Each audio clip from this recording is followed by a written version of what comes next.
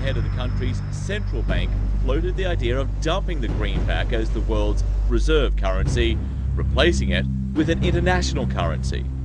Thousands of people gathered to hear Barack Obama deliver key foreign policy speech on his current European tour.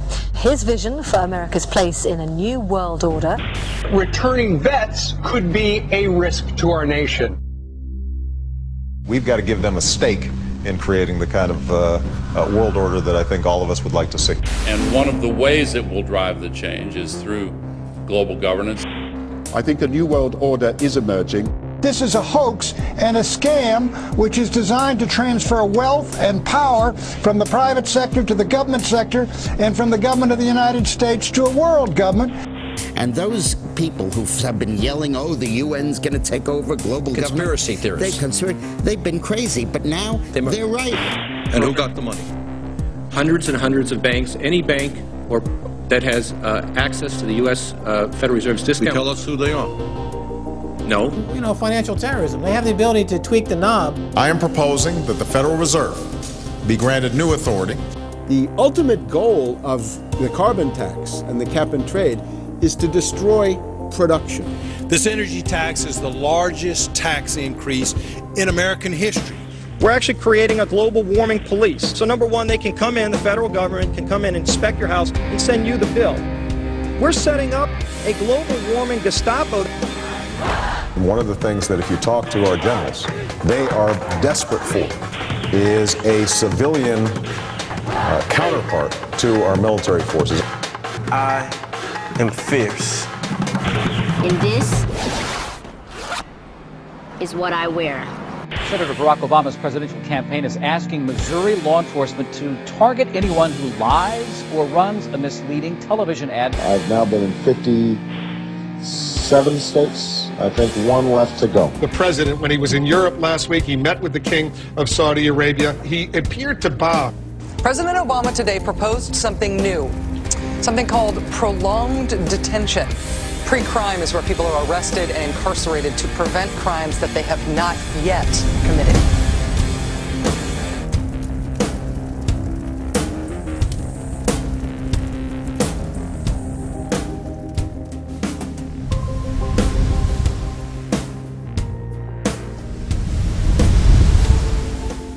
It's the World Wrestling Federation. It's the Washington Wrestling Federation. They put on this show that they're bitter rivalries, you know, villains, and they really don't like each other.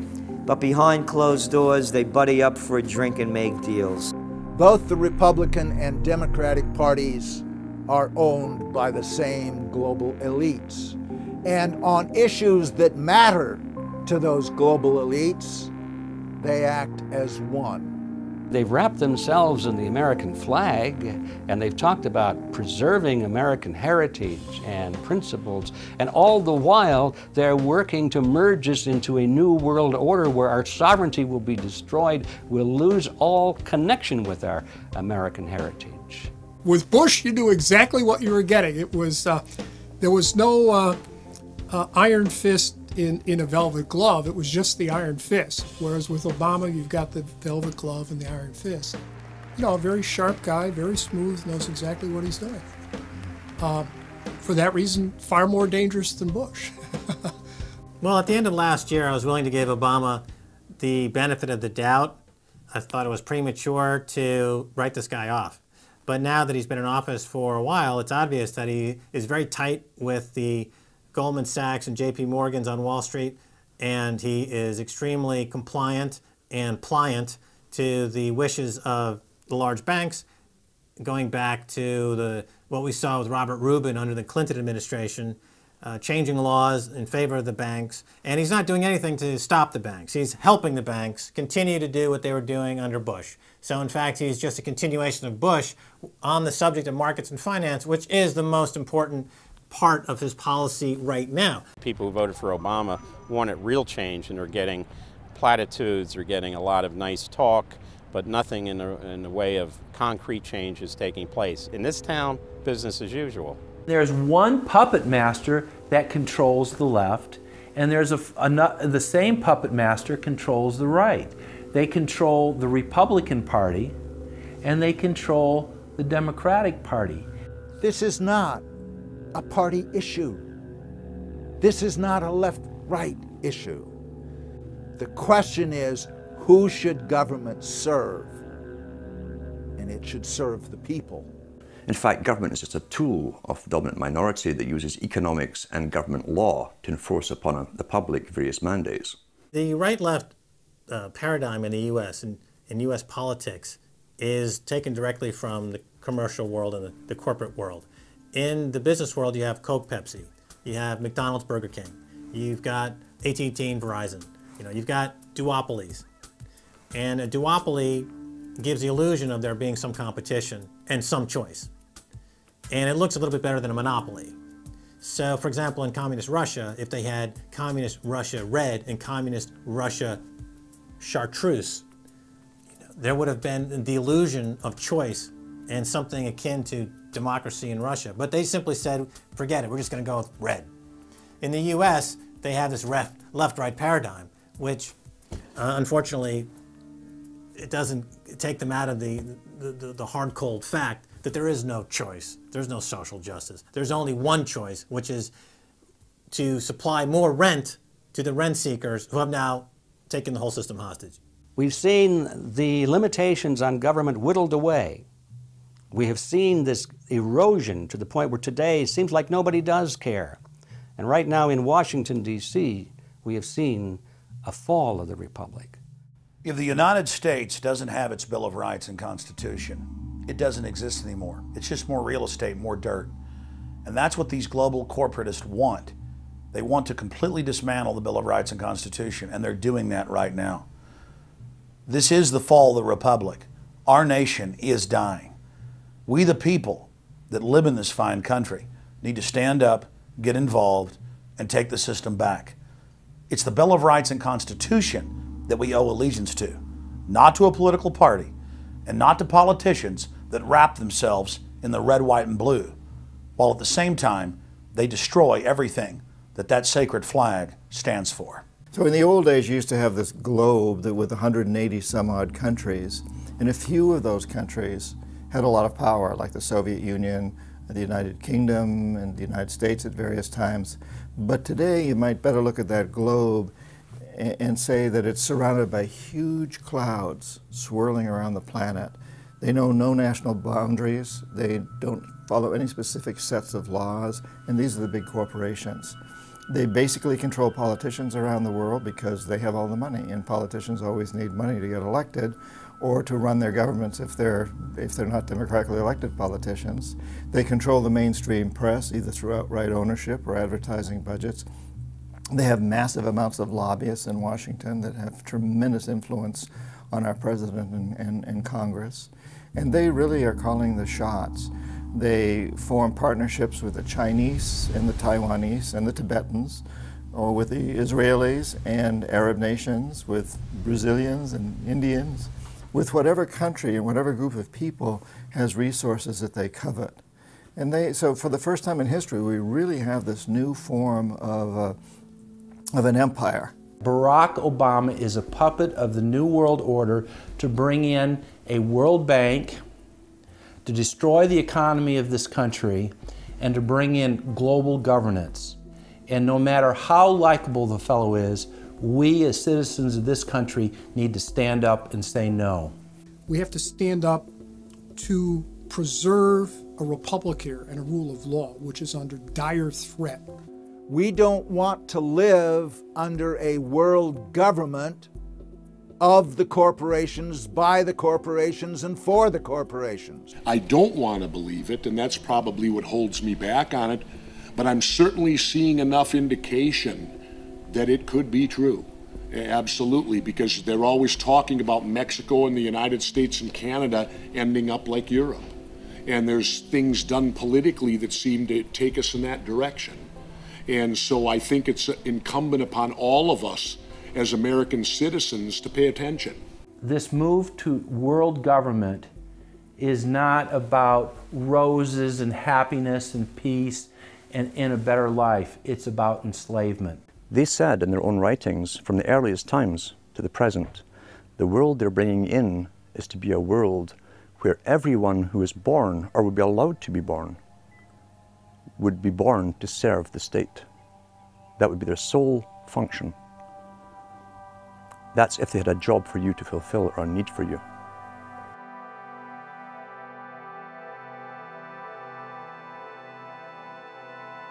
July 4th, 2009.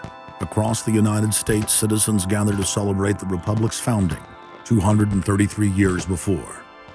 Most people in the crowds were aware that America was going in the wrong direction, that things were changing for the worse. But few could grasp the sheer magnitude of corruption and looting running rampant like a disease through the heart of the nation. The engine of America's greatness is not just its liberties, but the people's willingness to fight to keep them.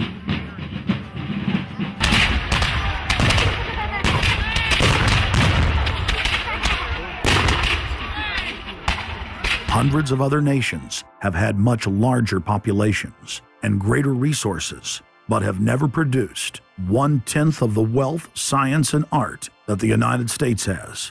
Why? In America, you had an amazing situation because you had the founding fathers who figured out that they could deconstruct the monarchy in such a way and then reproduce it with the three primary branches of government in a way that would create checks and balances and separation of powers. So you could have room, therefore, for individuals to work within the context of a cooperative, which is a democratic system of government, but it would still have enough room for individuals to rise up and become profitable and self-sustaining and rich in the pursuit of happiness without becoming dictatorial. But unfortunately, over the years, since all of those separation of powers have been cut away, and all of the beautiful design by the founding fathers has been co-opted by one corporate entity, one corporate communist entity, you don't have that anymore. So what we have, we're back to where we were before the revolution. You have one monolithic state. For the first 100 years or so of the United States, after the 1700s, when we freed ourselves from British rule, no corporation was given a charter in the United States unless it served the public good. It had to prove that. And then its charter only lasted for 10 years, or sometimes as long as the project to build a bridge or a canal or something lasted. But it had to be up for review, and it could only get charters if it was shown that it was serving the public interest. That changed, primarily because John D. Rockefeller kind of bribed Delaware and New Jersey to begin with into accepting a different system where he said, listen, if I pay you lots of money in terms of taxes, etc., I want to be licensed and not have to serve the public good. I want to be able to get around that law.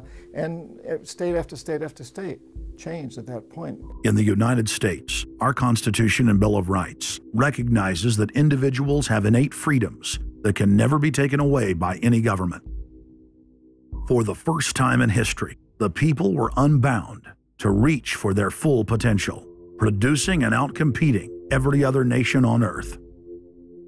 The rights of free speech, self-defense, private property, due process of law, and many others ignited a revolution in human development that threatened the despotic rule of monarchs and tyrants worldwide. But the corrupt elites had studied history. They knew that great civilizations could only fall from within. And they know from previous experience and history that civilizations come and go and dwindle. They know the reasons why they come and go. Isn't the only hope for the planet that the industrialized civilizations collapse? Isn't it our responsibility to bring that about? Morty Strong, founder of the UN Environment Program, from his opening speech, Rio Earth Summit, 1992. Maurice Strong is the man who said that they would never allow another country to rise up as powerful as America. It will never be allowed to happen again. And he said the best thing we can do is to tear down all the factories, all the top commerce of the United States, and level it and give it back to nature. So that was the advice from this character, who has tremendous power at the United Nations and was picked up and groomed by Rockefeller himself. Over the past decades, since the Kennedy assassination approximately, you've had an ongoing oligarchical transformation of virtually every country in the world. And in the United States, it's taken the form of an oligarchical counter-revolution against the reforms of the 1930s, with the Wall Street interest asserting itself as more and more dominant. And once bankers and oligarchs have power, the things that they do, you could call them a policy. You could call it something like a tropism. It's like the way a plant responds. Naturally, since they're oligarchs, they're going to try to downgrade the standard of living of the vast majority of the population. They're going to claim that the world is overpopulated, that industrialization, industrial pollution, and overpopulation are the main problems that face the world. And they're generally going to try to crush and mortify any kind of popular democracy or mass movements with any kind of progressive content. Nations rise and fall. They knew how debt could never be recuperated. They knew that disease or prolonged war could wipe out the population and the future populations that pay off debt. So these guys all work together. That's why it's no surprise that today you have Lord Rothschild coming out pushing the latest scam or religion that we must all believe in, which is global warming, which his personal bank, his family's bank in Switzerland, will be in charge of. They've run the system, the whole economic system of the world for the last 250 years. So why shouldn't they also run the economic system for the next few hundred years? The question of a ruling class, oligarchy as a ruling class, is posed by Plato in the Republic, where we find that oligarchy is a constitution full of many evils, where the rich dominate the government by buying it, and the average individual or the poor count for absolutely nothing. Oligarchy is a frame of mind. In other words, if you're a banker, this is already a worldview. It's a world outlook, and it implies the policies that have got us here, right? Malthusian policies, zero growth policies, driving down the standard of living, attempts to wipe out all kinds of mass institutions that might be a countervailing force. This is a scientific dictatorship, which Bertrand Russell said, and the Huxleys said, both Aldous and Julian Huxley said they would bring in the scientifically controlled society. It's not just family planning, which really means abortion and so on. It's global planning, which is literally sterilization and abortion worldwide for the ideal reduced society, and not just across the board, through genetics, through the Genome Project, through the constant IQ testing. Globalization has economically destroyed the world. You've got at least 40 to 50,000 people who die every day worldwide from starvation, malnutrition, and diseases which can be cured for pennies, such as diarrhea. And if you ask one of these Malthusian oligarchs, don't you think that something should be done to raise the standard of living in Africa or South Asia? They'll say, no, we can't do that. That would wound the planet. That would oppress Mother Earth. So that's oligarchy. Class consciousness in this sense is absolutely essential. If you think that bankers are the same as you, you're wrong. F. Scott Fitzgerald once told Hemingway, you know, the rich are different from us. And Hemingway said, yeah, they have more money. And F. Scott Fitzgerald replied, no, it's something much deeper. It's a whole different world. To be an oligarch, to be a Rockefeller or something of this sort, means that you're in a completely different world with values which are the reverse of human values. Now, if you allow the oligarchs to continue to dominate, the destruction of world civilization is a matter of a few decades at the very, very most. So, choose. To force their agenda through, the elites are employing one of their favorite tools, artificial crisis creation, also known as the Hegelian dialectic of problem-reaction-solution. You never want a serious crisis to go to waste. And what I mean by that, it's an opportunity to do things that you think you could not do before. The Earth's ruling elite are first and foremost monopoly men. The founder of the Rockefeller clan summed it up simply when he said, competition is a sin. Rockefeller himself said that competition was a sin. And people quipped at that, thinking it was one of his little jokes. He made many jokes about saving pennies and stuff like this. But in reality, he was telling you a truth, that competition to a man like him, who worked for a much larger organization, competition truly was a sin.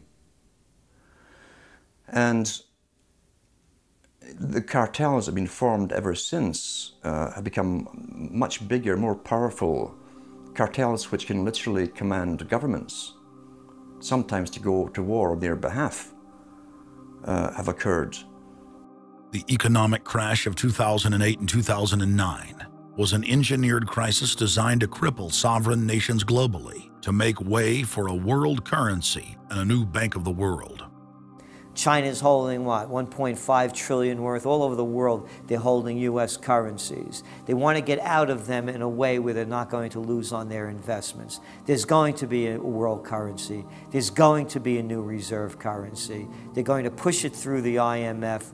That's going to be the banksters that are going to be in charge of it. It's going to happen, and it's going to happen sooner rather than later. There was also a question to Geithner.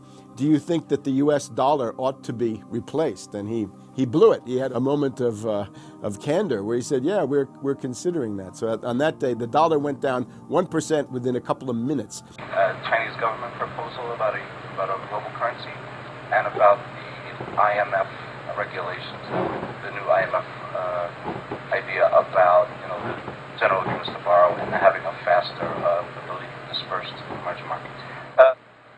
As I understand this proposal, it's a proposal designed to increase the use of the IMF's special drawing rights. We're actually quite open to that suggestion. Timothy Geithner's comment about global currency is not off the table because it's not off the table and it's going to come. The whole world is ready to bail out of bucks. They just want to do it in a way where they're not going to lose on their investments. That's all that's going on. All the people around the world, the Japanese who have $1 trillion, the Chinese who have $1 trillion, the Saudis have $1 trillion, the Europeans something similar, they're all going to dump it at the same time. The rush for the exits. And that will then create hyperinflation. When America finishes supplying the manpower and the military for standardization of the world into the one system, and they want a secular world society with a hint of greening and Gaia worship for sustainability reasons. America, as they're finishing off this agenda, they'll be pulling the rug from underneath Americans at home at the same time towards the latter stages. When the dollar starts to slide, and this was always the nightmare of Paul Adolph Volcker, who is now sitting in the Obama White House, once the dollar starts to go, there's nothing to stop it. There's no useful way that you can stop it once it begins to gather momentum. So I think we're facing the probability of some form of dollar panic combined with hyperinflation sometime during the Obama presidency. They're now pulling the rug away from under the feet of the people. They're becoming rapidly a non-manufacturing country. Any country that can't manufacture its own goods, even for self-defense, therefore is no longer sovereign, independent, and able to sustain itself, which tells you that this is all part of the plan.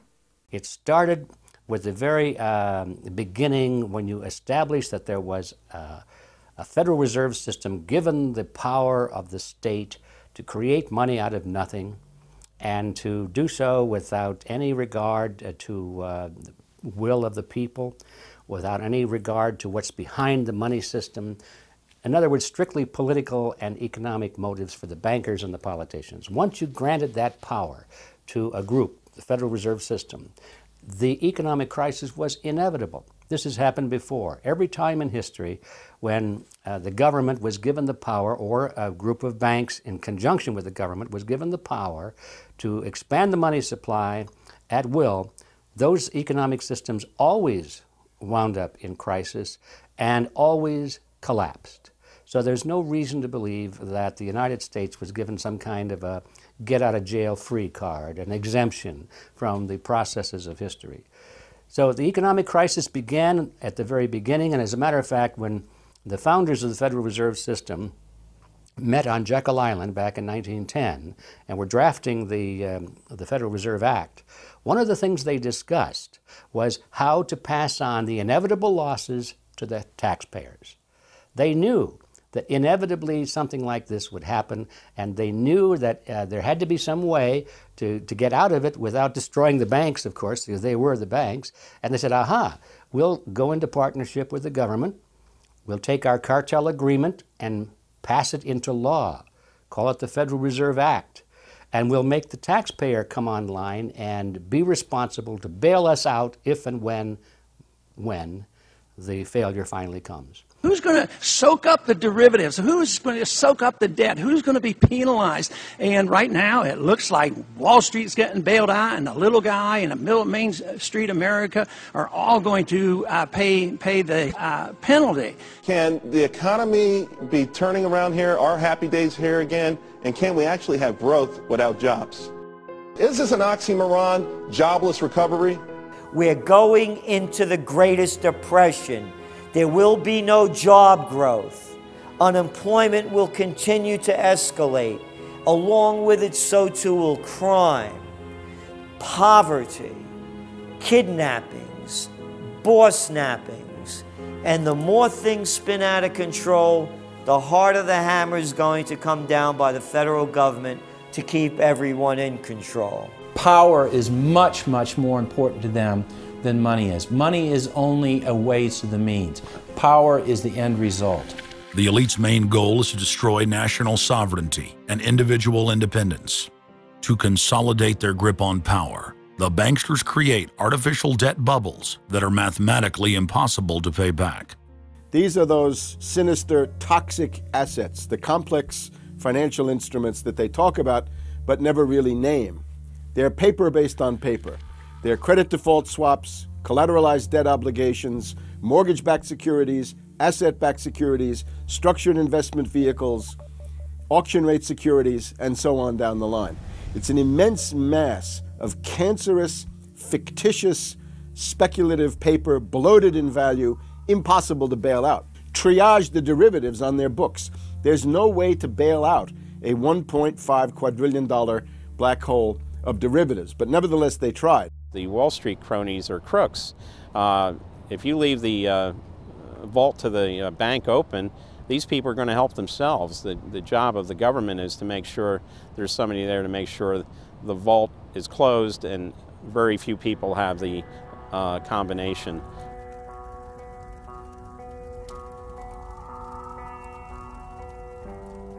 I'm William K. Black, Associate Professor of Economics and Law at the University of Missouri at Kansas City. I was a senior regulator in a number of different positions during the heart of the savings and loan crisis.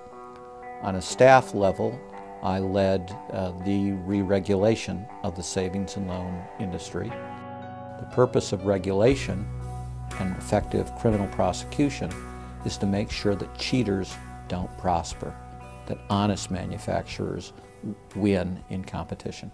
The primary driver of the current crisis is accounting control fraud. These are frauds led by the CEOs of the major lending institutions and major banks and institutional buyers of toxic waste product. How did it start? It started with mortgages, particularly non-prime mortgages. In September of 2004, the FBI warned that there was an epidemic of mortgage fraud, their words, and that this epidemic of mortgage fraud would cause an economic crisis at least as large as the savings and loan debacle if it wasn't stopped.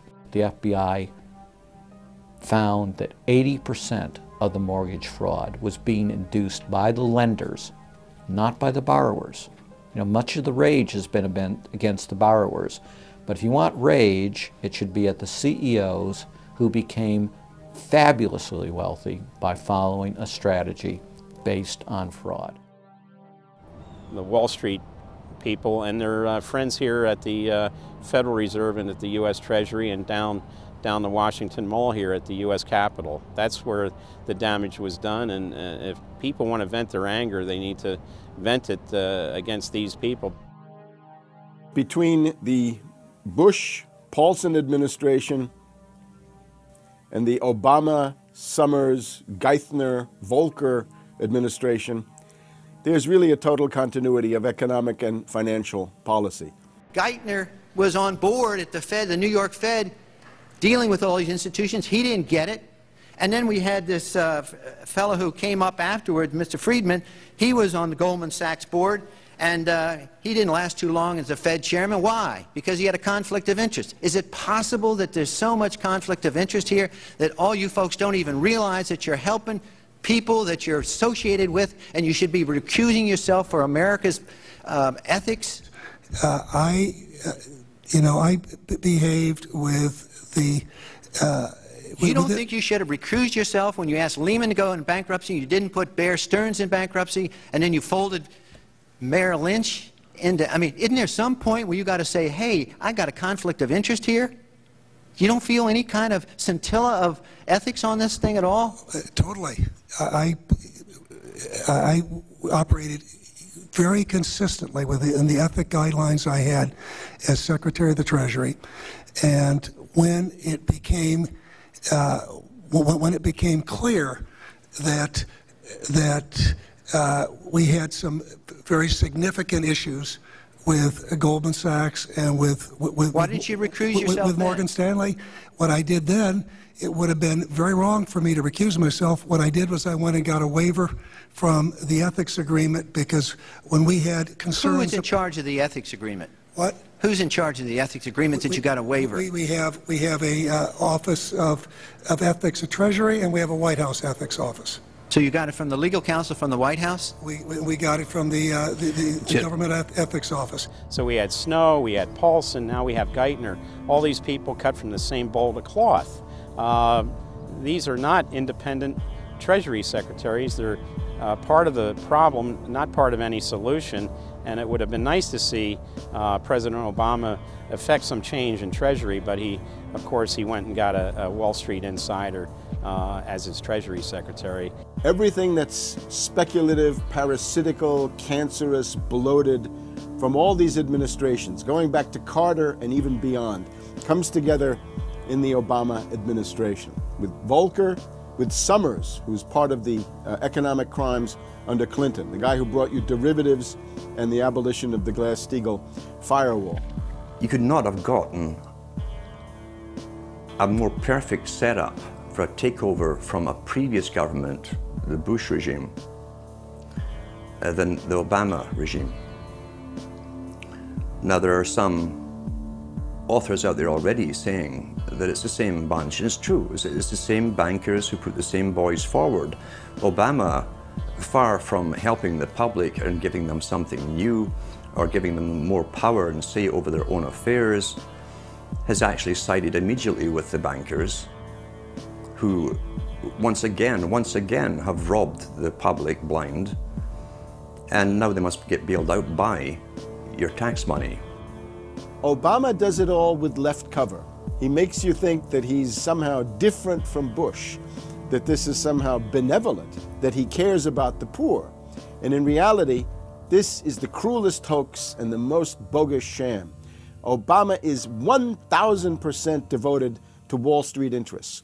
When Wall Street says jump, Obama jumps. And again, it's about $30 to $40 for the bankers for every dollar that ever reaches an unemployed person or somebody who's on food stamps or some infrastructure building for highways. The hope with the Obama administration was that it would move us beyond this. But unfortunately, what we're seeing more and more is that Obama has brought in many of the economists who bought into the system in the past. Larry Summers is a very good example. And so many of his economists, many of the people there, you can really almost at this point relate Obama to Hoover, who did something similar in his presidency, as opposed to Franklin Roosevelt, for example, who brought in a very fresh team. So the concern here now is that Obama's falling into this trap of bringing in the same people who put us in the position that we're in today, and other people who buy into the same theories that brought us here, this mutant form of capitalism. presumably what most politicians want to come in is say, hey, the problems of the past, they're due to the old guy, and I'm cleaning house, and I'm going to bring in a new team, and don't blame us for the things we've inherited.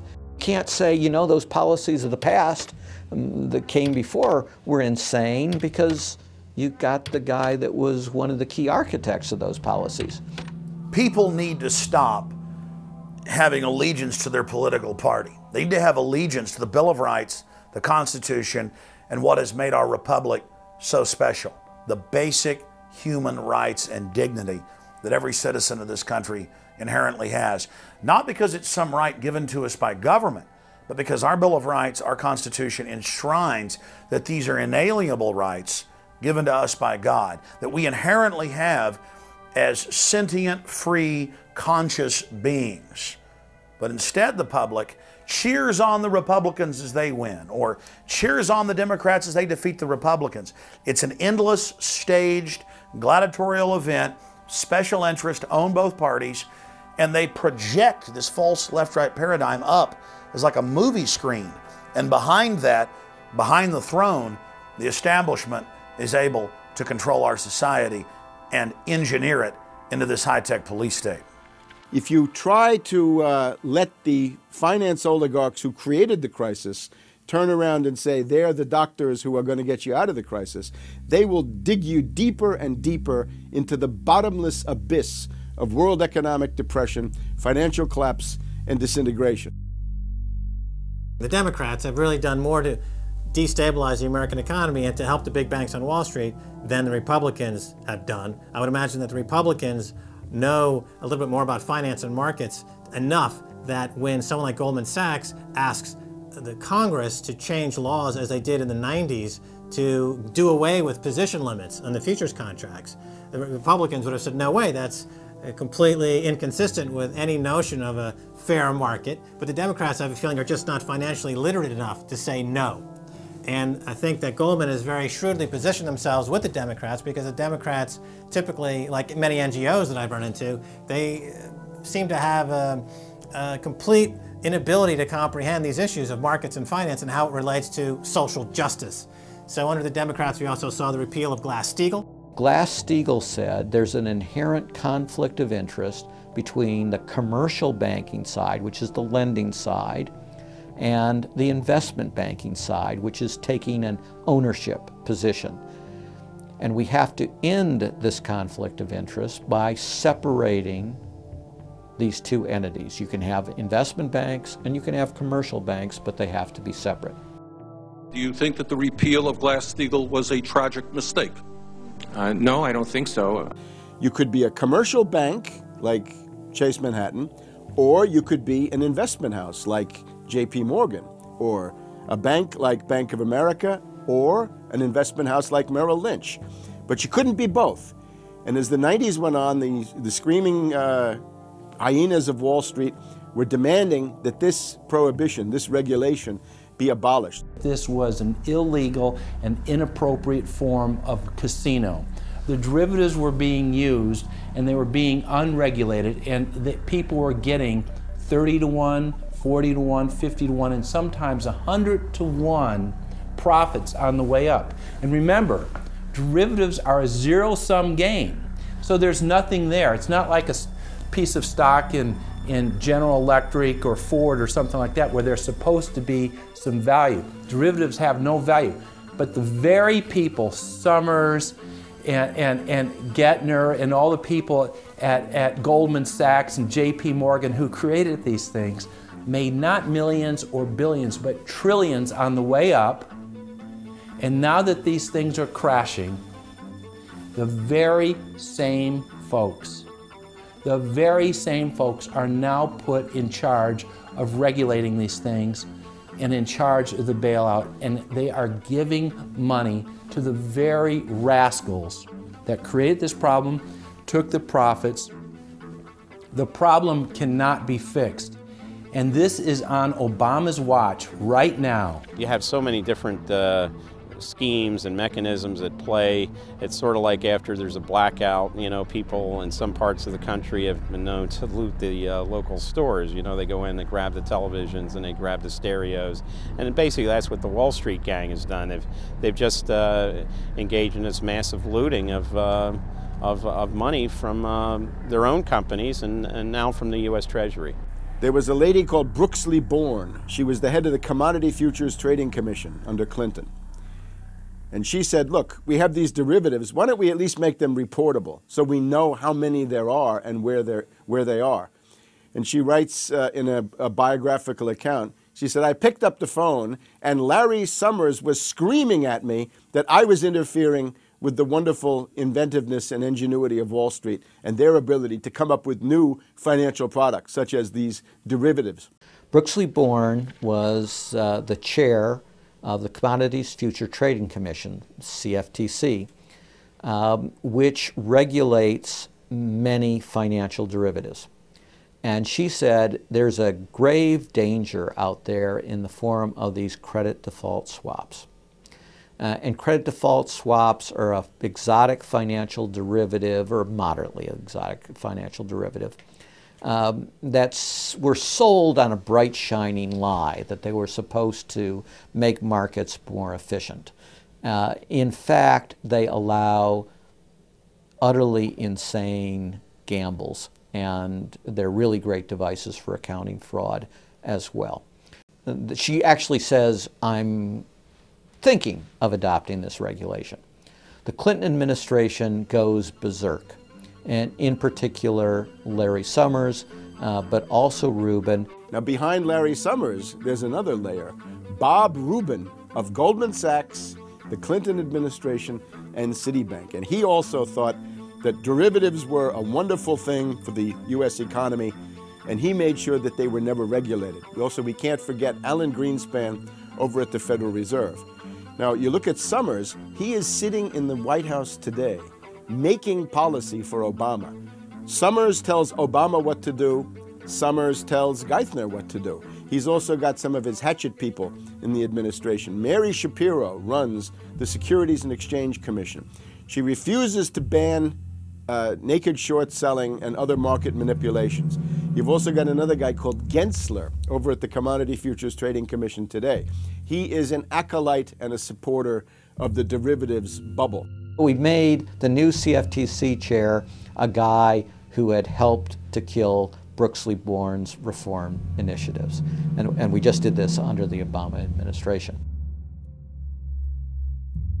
This was a pre-registered, pre-organized, predetermined event.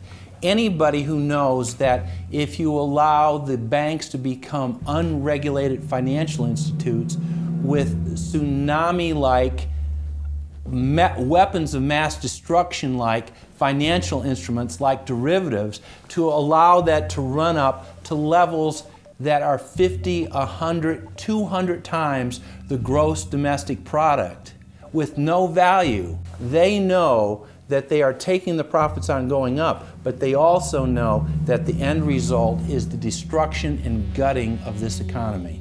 The scam is simple. The insiders buy hard assets and political influence as the fiat bubbles expand.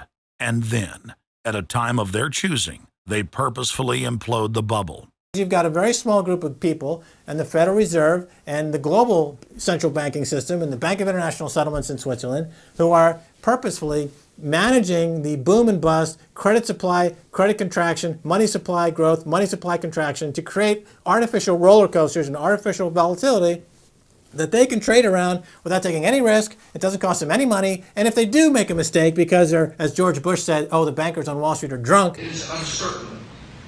There's no question about it. Wall Street got drunk. That's one of the reasons I should turn off the TV cameras. Let's say they walk in one day, they push the wrong button, and they lose the bank $1 billion or $5 billion or $100 billion. They can appeal to the government to bail them out. It's a totally asymmetric relationship between bankers and the rest of the economy. If they make a mistake, they get bailed out. If everyone else makes a mistake, they get put in jail, called a terrorist, and we never hear from them again. But it's a more sophisticated form of slavery, and we're going through it today. We see the taxation is going up all the time with the supposed crash of the banks that was not a happening out of the blue. It was set up for this time. They could have kept it going for another few years if it suited them, and then crashed all the bubbles. But now is the time, as they say in their own writings, now is the time. One of the great benefits of an economic model from an economist standpoint is you can basically get whatever results you want. You can manipulate the inputs to make that happen.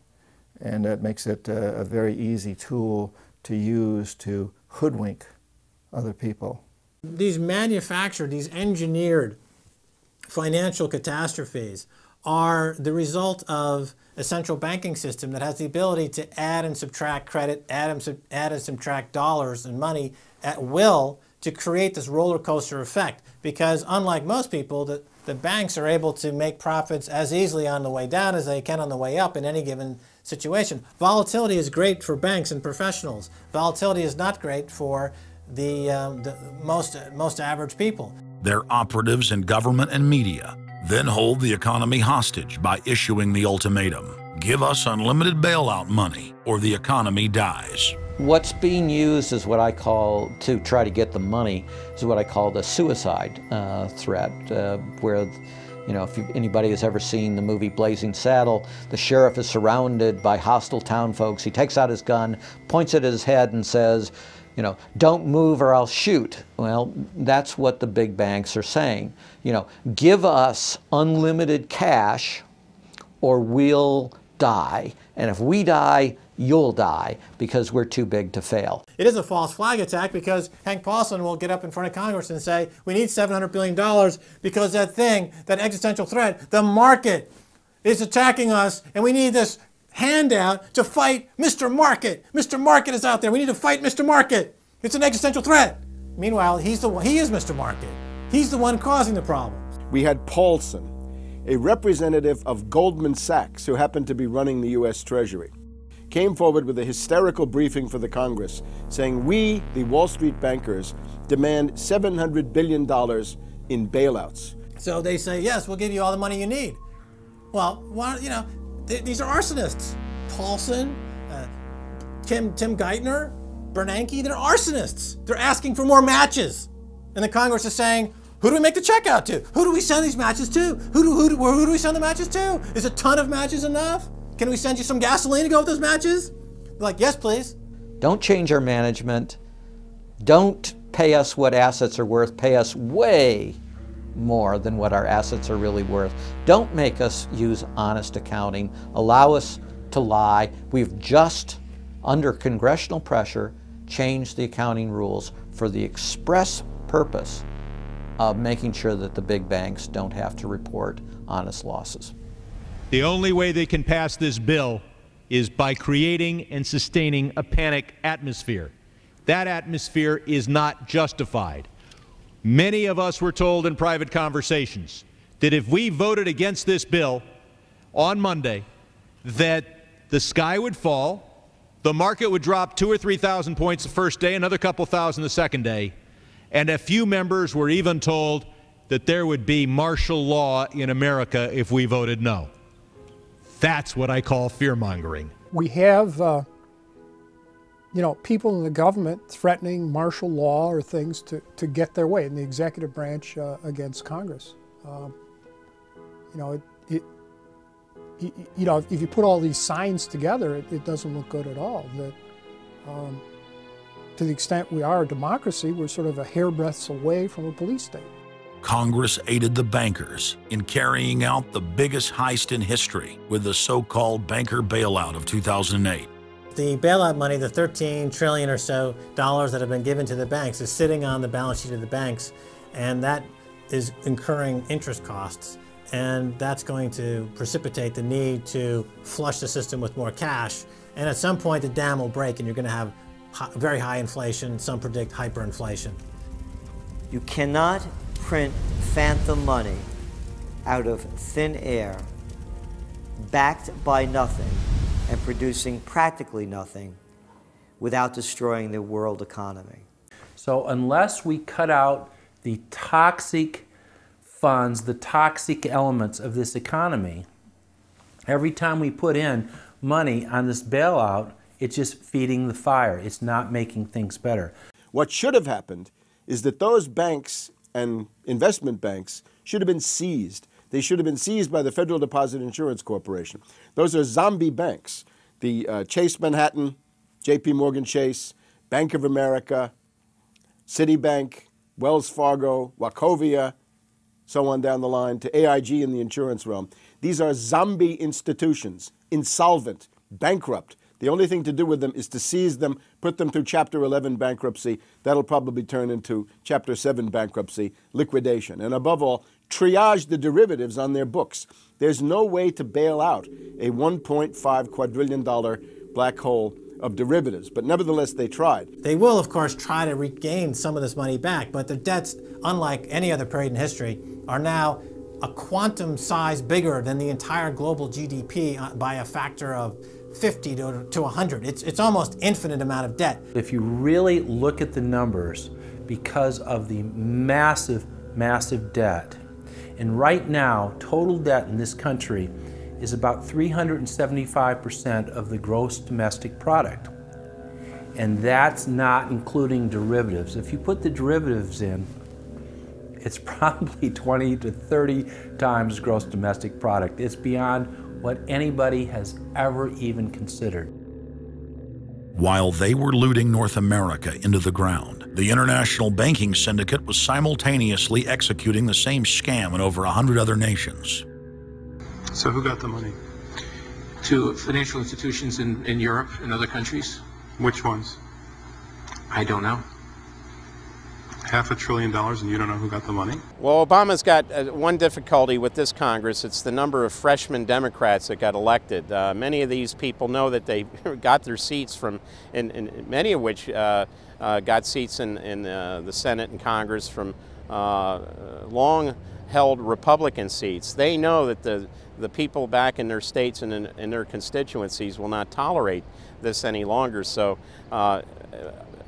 up against the Republicans and the Blue Dog Democrats are these freshman congressmen, Democratic congressmen and senators, and they're not, they don't seem like they want to go along with the program. So if there's any hope, it'll come from these freshmen. The Constitution says no money shall be drawn from the Treasury but in consequence of appropriations made by law. This money is not drawn from the Treasury. Well, let's talk about that. Do you think it's consistent with the spirit of that provision of the Constitution for a group like the FMOC to hand out $500 billion to foreigners without any action by this Congress? Congress approved it in the Federal Reserve Act. When was that? Quite a long time ago. I don't know the exact date. 100 years ago? The original act is 1914, I believe. I don't know whether this provision was in 1914 or not, but the Federal Reserve Act was in 1913. All right, and at that time, the entire gross national product of this country was well under $500 billion, wasn't it? I don't know. Is it safe to say that nobody in 1913 contemplated that your small little group of people would decide to hand out $500 billion to foreigners? What the bailout legislation really did was give a blank check backed up by U.S. taxpayers to offshore mega banks. Of course, Congress has oversight. If you read the Constitution, our founders were very clear. Anything to do with taxes and money is put into the hands of both houses of Congress together. Both houses of Congress together must approve it. Because it's a buck, because that's why we fought the revolution. Taxation without representation was part of it. Foreign banks, Société Générale of France, about 10 billion for a French bank. Deutsche Bank of Germany. Did Deutsche Bank need the money? How much did they get from the bailout? Well, they told us they got $12 billion from the bailout. And Barclays Bank of Britain, 10 billion. So you're up to almost $50 billion to bail out a series of foreign banks that were derivatives counterparties of AIG, plus Goldman Sachs. This is the biggest swindle, not only in the history of the United States, this is the biggest swindle and transfer of wealth in the history of the Western countries. And we've seen all these cronies from Wall Street with the combination to the vaults around the country, and they've just looted the Treasury and the banks and the securities industry dry. This is by probably an order of magnitude the biggest fraud in history. Over the next 10 months, $23.7 trillion was stolen from the U.S. Treasury. The gentleman from North Carolina, Mr. McHenry. Thank you, Mr. Chairman. And the tune of $23.7 trillion worth of taxpayer exposure for the bailouts is quite striking. The calculation right now is that with Obama, we've got $24 trillion as a line of credit available only to Wall Street banks, insurance companies, credit cards, mutual fund companies, and others, but only financial institutions.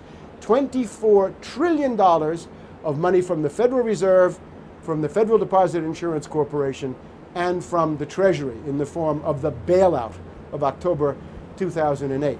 The Federal Reserve, the private holding company for the offshore banks, arrogantly told Congress and the American people that it was none of their business what the private banks did with the people's money. One very interesting exchange. Senator Bernie Sanders of Vermont asking Bernanke, we have given upwards of $2 trillion to various financial institutions. You've got to tell me, where did the money go? And Bernanke simply stonewalls and says, I won't tell you. And who got the money? Hundreds and hundreds of banks. Any bank or that has access to the U.S. Federal Reserve's discount. You tell us who they are. No. Do you have to be a large, greedy, reckless financial institution to apply for these monies? There is no subsidy. There is no capital involved. There is no gift involved. It is a collateralized, short-term liquid loan that is both over-collateralized and is recourse to the company itself. We have never lost a penny doing it. And how can other institutions get those loans as well? According to the law, we are supposed to be lending to depository institutions. Let me just say this, Mr. Chairman. I have a hard time understanding how you have put $2.2 trillion at risk without making those names available, those institutions public. And we're going to introduce legislation today, by the way, to demand that you do that. It is unacceptable to me that that goes on. Behind me, the Federal Reserve is probably the least transparent agency in the federal government. One could even argue that the Central Intelligence Agency is more transparent than the Federal Reserve. The fact is that the American people want to know more of the secrets of the temple, as the book was before you were born, The Secrets of the Temple. The Fed, as you know, is just a monopoly by the bankers. This is simply putting the foxes in charge of the henhouse. Personally, I'd be in favor of Congress just nationalizing the Fed and getting the bankers out of there. They're just stealing from the American people. Put it directly in the hands of Congress and let Congress decide, rather than this cabal of bankers deciding their own rates of profit at the expense of the American people. Since the Federal Reserve's creation in 1913, patriots have labored tirelessly to alert the American people to the true nature of the Federal Reserve. Throughout its 90-plus-year history, most Americans falsely believed that the Federal Reserve was a government agency. But today, scientific opinion polls show that the vast majority of the public is aware of the fact that the Federal Reserve is a front company for an offshore private banking cartel that dominates not just the United States, but almost every other nation on Earth. It's never been written about in any book that I've found as to who gave these guys the authority or permission to be the international bankers for the world. Why would you even need international bankers? Why would any government agree to use them? Why would you need to use them? Why can't any country create its own money?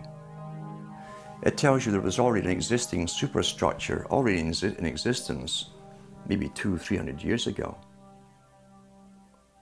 to give these guys permission to somehow be the overlords of all money for all countries.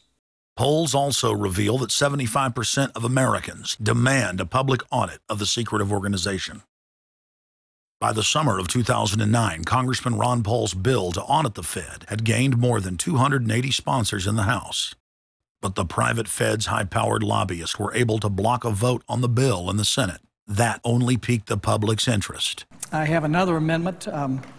I have been informed that the majority plans to block consideration of this amendment, which is number 1367, regarding the transparency at the Federal Reserve. Madam President, I'd like to call up Amendment 1367. Without objection, the clerk will report. The Senator from South Carolina, Mr. DeMint, proposes amendment number 1367. Senator from Nebraska. I make a point of order against the DeMint amendment that it's legislation on appropriations. Madam President? The point of order is well taken. The amendment. I regret the objection. The amendment falls. The people began asking themselves, why couldn't there be an audit of the Federal Reserve? The Fed has never once been audited. In the whole period of time, in the almost 90 some odd years that the Fed has been around, the most powerful agency and independent agency, it has never once been audited. This is an absolute crime against the freedoms of this country.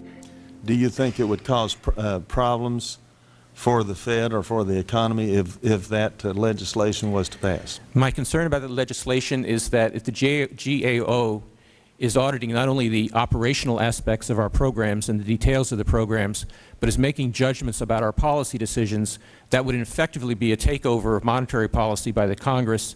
Is that your position, that this bill, if it were to be passed, would interfere directly with interest rates, setting interest rates? If we were to raise interest rates at a meeting and someone in the Congress didn't like that and said, I want the GAO to audit that decision, wouldn't that be viewed as an interference? I wouldn't think so. This is just reviewing it, and you can do what you want.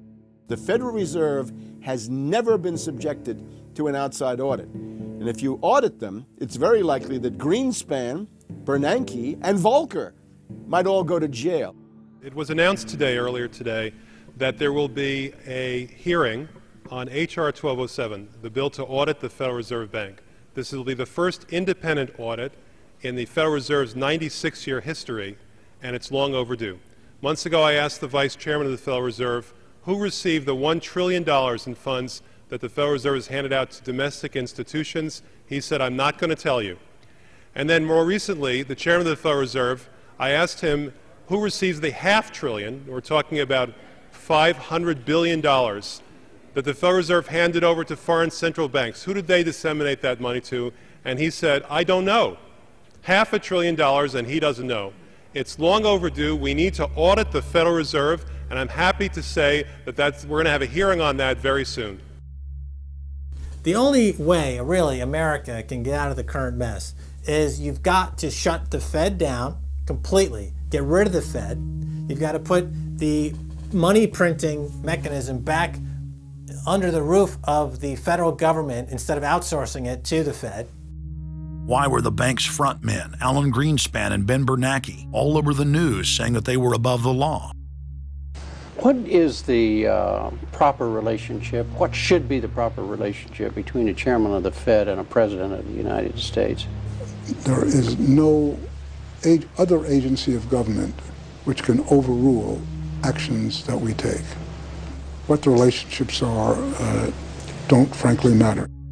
A grassroots movement demanding that the private Federal Reserve be nationalized exploded in size across the country. The momentum had shifted. Now the arrogant central bankers were the ones running scared. They had planned to use their stage crisis to bring in an all-powerful central bank of the world. Immediately, every country goes into action at the same time. The International Monetary Fund is mentioned at the G20 meeting. They say that it must be brought to its full power, and we need a Bretton Woods Part 2. For world taxation. What is global government? For decades, the media denied it existed. But now they're saying, oh yes, there's going to be a global government, a new bank of the world, and we're going to pay our carbon taxes to it. What is it? It's nothing more than a private, hostile, corporate takeover of every sovereign nation on earth. And then when you look at the philosophy of these global corporate chieftains, it is one of domination of the poor, domination of the population. It is a view that human life just isn't cheap. No, human life is a negative.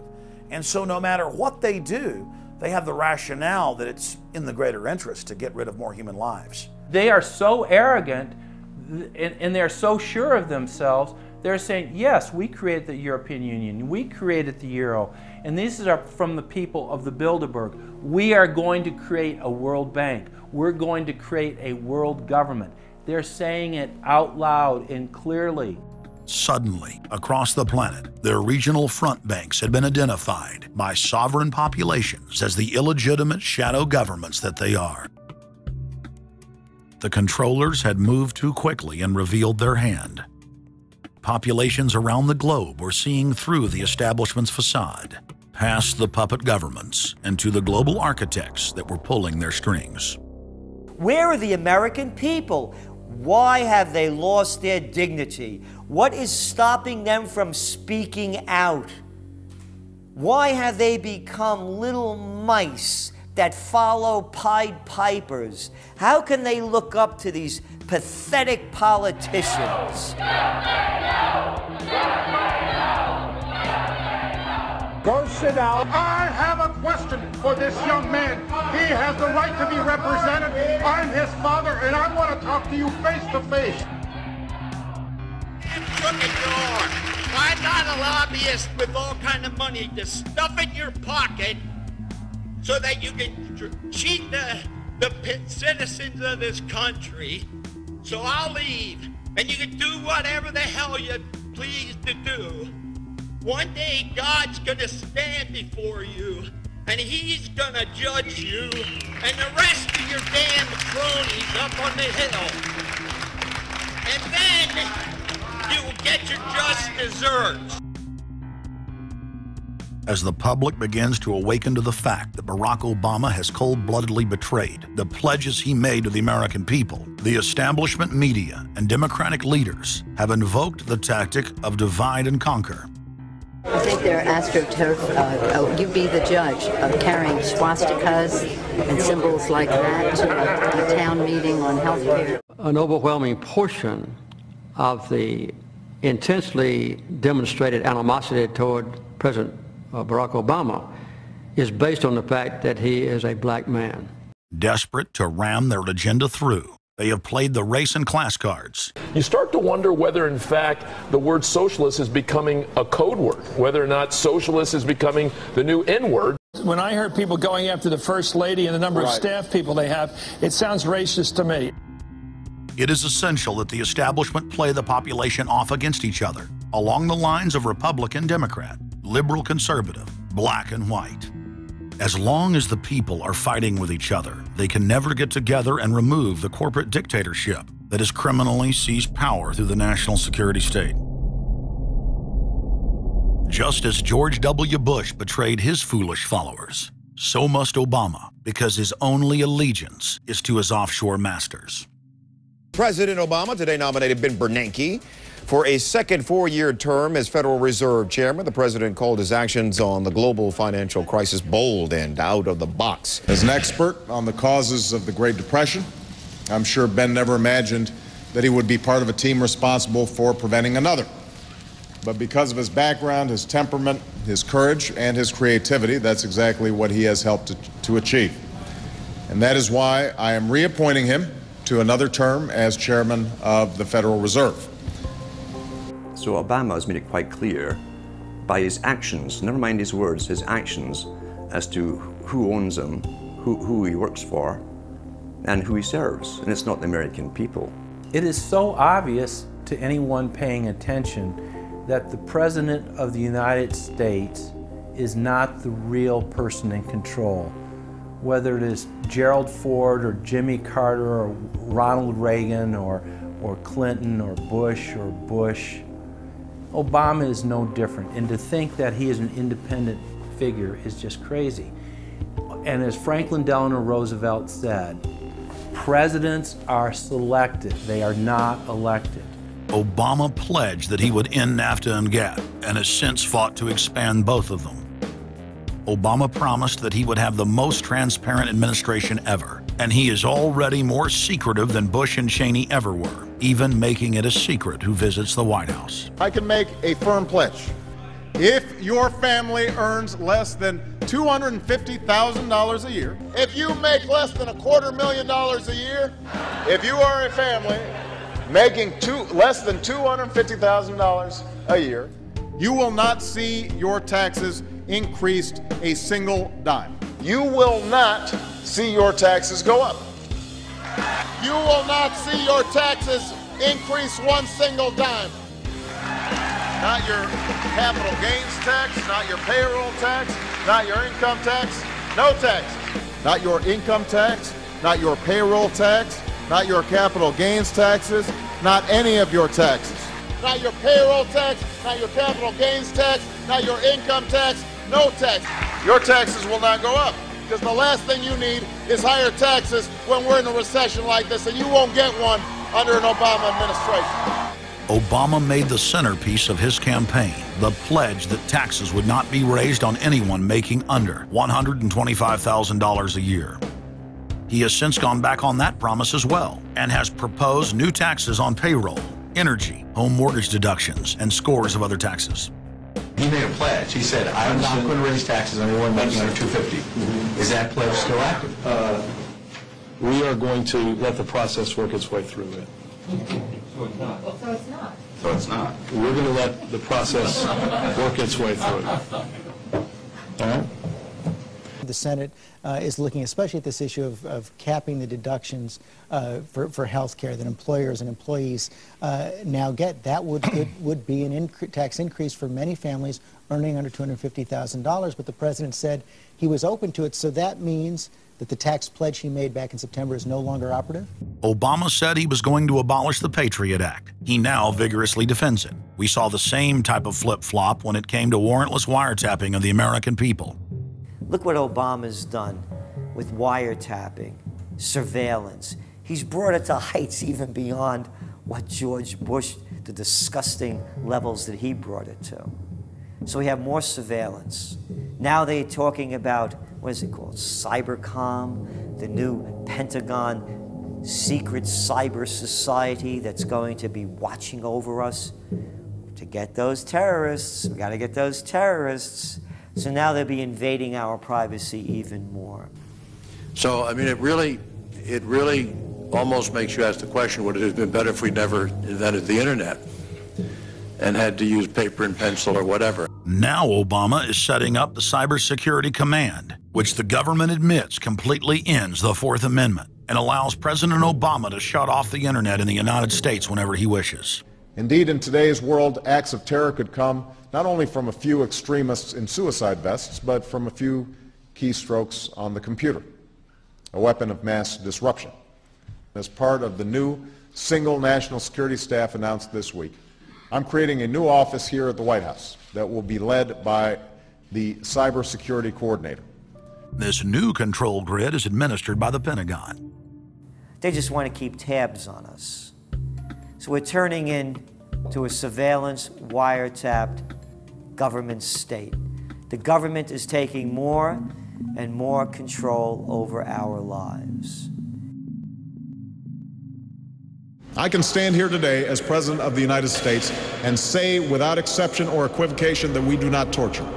Obama made a show of investigating torture, but has ignored the Army's own detailed investigative reports, which name the torturers that the White House memos document were following the directives of Bush and Cheney, the men who are most guilty for issuing the infamous orders.